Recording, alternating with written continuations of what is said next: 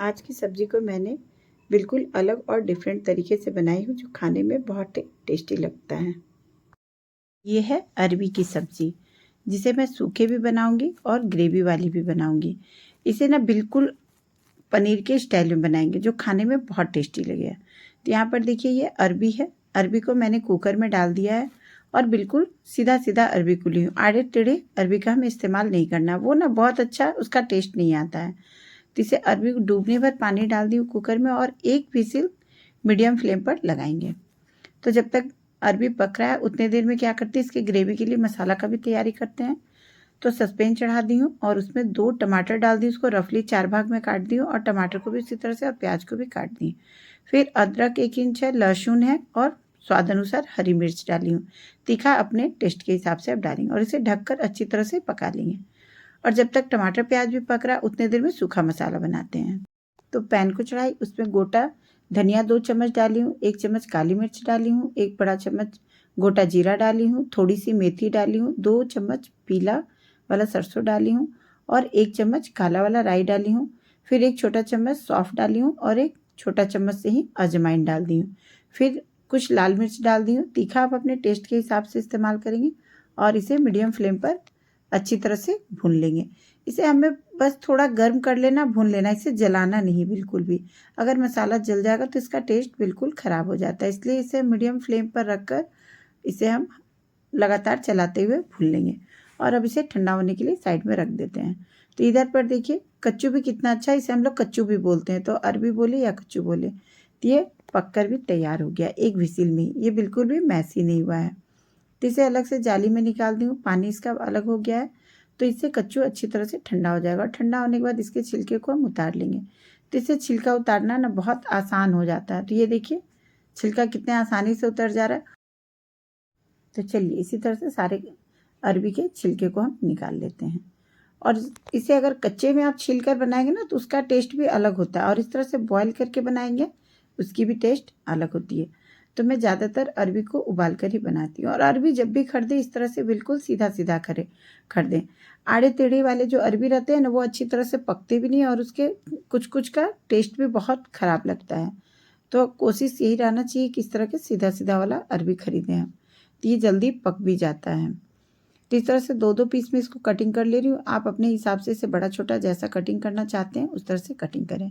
मैं इसको इस तरह से कटिंग की हूँ ना, तो ये जब सब्ज़ी बनकर तैयार होता है और सर्व करेगा तो बिल्कुल पनीर की तरह से दिखने लगता है, और पनीर से भी इसका टेस्ट मुझे तो ज़्यादा अच्छा लगा। तो इसमें आप क्या करते हैं कि सूखा जो मसाला बनाकर तैयार की थी ना, उसे 2 चम्मच डाल देंगे और फिर थोड़ी सी हल्दी डाल दी और स्वाद अनुसार नमक डाल देंगे। और इसके बाद हाफ नींबू का रस डाल रही हूँ। नींबू के रस की जगह पर आप अमचूर का पाउडर भी डाल सकते हैं। क्या होता है ना कि इससे कभी कभी गले में लगता है, और खटास डाल देने से ये अरबी गले में बिल्कुल भी नहीं लगेगा। और 2 चम्मच के आसपास कच्चा सरसों तेल डाल दी और इसको मिलाकर 10 मिनट के लिए इसको हम रेस्ट में रख देंगे, जिससे इसमें मसाला खूब अच्छी तरह से मिल जाएगा। जब तक ये मसाला 10 मिनट के लिए रेस्ट में अरबी के साथ रखें, उतने देर में क्या करते हैं कि अरबी की सब्ज़ी के लिए ग्रेवी के लिए मसाला तैयार करते हैं। तो जो प्याज और टमाटर को हमने उबाल कर रखा था ना, वो भी अब बिल्कुल ठंडा हो गया है। तब इसे मिक्सी के जार में डाल देते हैं और डालकर इसको बिल्कुल फाइन पेस्ट बना लेंगे। और इसके पानी को हम फेंकेंगे नहीं, इसे ग्रेवी में इस्तेमाल करेंगे। तब चलिए 10 मिनट हो गया तो पैन को भी गर्म कर लिए, उसमें तेल डाल दिए और जो मसाले में मिलाकर अरबी रखी थी उसे डाल दी पैन में, और इसे मीडियम फ्लेम पर हम इसे भूनेंगे। इसे बिल्कुल स्लो फ्लेम पे भी नहीं भूनेंगे और बहुत तेज़ पे भी नहीं भूनेंगे, नहीं तो इससे क्या होगा, तेज़ पे भुनेंगे तो ये जल जाएगा और मीडियम फ्लेम पर भुनेंगे तो ये बहुत ही लसलसा चिपचिपापन जैसा हो जाएगा। इसलिए इसको मीडियम फ्लेम पर रखेंगे और उलट पलट कर इसको इस तरह से भून लेंगे सुनहरा होने तक। क्योंकि कच्चू तो अरबी जो है ऑलरेडी पहले से ही पका हुआ है। मैं बार बार कच्चू बोल रही हूँ क्योंकि हम लोग इसको ज़्यादातर कच्चू ही बोलती हूँ। तो फिर इसके बाद अब इसको जब ये जैसे जैसे भुनने लगेगा ना अरबी, वैसे वैसे ये पैन में बिल्कुल भी चिपकना बंद कर देगा। जब ये देखिए इस तरह से सुनहरा कलर आ जाएगा और पैन में बिल्कुल भी नहीं चिपकेगा, तो हमारा कच्चू का सब्ज़ी बनकर ये सूखी सब्ज़ी तैयार है। तो यहाँ पर देखिए ये कच्चू की सब्ज़ी तैयार हो गई है। अब इसे क्या करते हैं, चूल्हे को बंद कर देते हैं और किसी बर्तन में इसको पलट लेते हैं। फिर ये सूखा सब्ज़ी जो तैयार हो गया, इसके ऊपर आप नींबू का रस छिड़क कर और इसमें थोड़ा सा चाट मसाला छिड़क कर आप खाएंगे ना तो ऐसे भी ये सब्ज़ी ना बहुत टेस्टी लगता है। तो कभी इस तरह से खाकर इसको ट्राई करिएगा। फिर उसी को पैन को चढ़ा देते हैं और अब इसको ग्रेवी वाली सब्ज़ी बनाकर तैयार करते हैं। तब इसमें 2 चम्मच तेल डाल देते हैं। तेल गर्म हो जाएगा तो खड़ा गरम मसाला डाल देंगे। इसमें है दालचीनी है, लौंग है और एक हरी इलायची है। जब ये चटक जाएगा तो टमाटर और प्याज वाला जो पेस्ट बनाए उसको डाल देते हैं। डालने के बाद क्या करेंगे, इसे हम थोड़ी देर भून लेते हैं।